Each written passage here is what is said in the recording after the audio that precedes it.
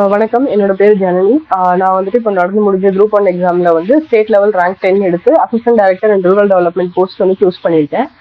இந்த ப்ரிப்பரேஷன் வந்துட்டு நான் வந்து ஒர்க் பண்ணிட்டே தான் வந்து most of part of the preparation வந்து நான் பண்ணேன். குரூப் 2 வந்துட்டு நான் ஒர்க் பண்ணிட்டே தான் கிளியர் பண்ணேன். இந்த மீன்வேல் எனக்கு மேரேஜும் ஆச்சு. இப்போ ஒரு குழந்தையும் அந்த டைம்ல வந்து இருந்தது. ஸோ நான் வந்து எப்படி பிளான் பண்ணிக்குவேன் என்னோட டே அப்படின்னா, நான் வந்து ஏர்லி மார்னிங் வந்துட்டு நான் எழுந்திரிச்சிருவேன். ஏன்னா அந்த டைம் நான் படிச்சா மட்டும் தான் படிக்க முடியும். ஒரு 9:30 நான் ஆஃபீஸ் போறேன் அப்படின்னா 3 o'clock எழுந்திருவேன். 3 to 9 வந்து படிச்சுட்டு ஒரு 10 o'clock அந்த மாதிரி வந்து ஆஃபீஸ் போயிடுவேன். ஆஃபீஸ் போயிட்டு நமக்கு வந்து மினிமம் 3 பிரேக் வந்து நம்ம எடுப்போம். ஒரு காஃபி பிரேக், ஒரு லஞ்ச் பிரேக், ஒரு ஈவினிங் பிரேக் எடுப்போம். ஸோ காஃபி பிரேக் அப்போலாம் வந்து ஓவரால் வந்து ஒரு 10 minutes காலையில கிடைக்குது அப்படின்னா காஃபி குடிச்சிட்டே கரண்ட் அஃபேர்ஸ் படிச்சு முடிச்சிருவேன் 10 minutesல.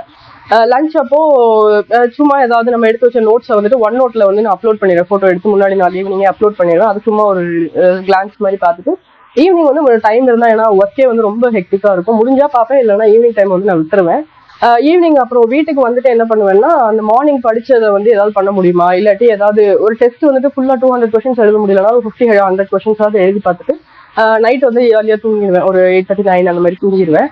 சில நாள் என்ன பண்ணுவேன்னா, ரொம்ப டெஸ்ட் எல்லாம் கிட்ட வந்துருச்சு அப்படின்னா என்ன பண்ணுவேன்னா, ஒரு 8:30 to 11 அந்த மாதிரி தூங்கிட்டு திருப்பி நைட் எழுந்திரிச்சு உட்காந்து படிச்சுட்டு ஒரு 1 or 2 o'clock வரைக்கும் படிச்சுட்டு திருப்பி தூங்கிட்டு காலையில் ஆஃபீஸ் போகிறது அந்த மாதிரி பண்ணுவேன்.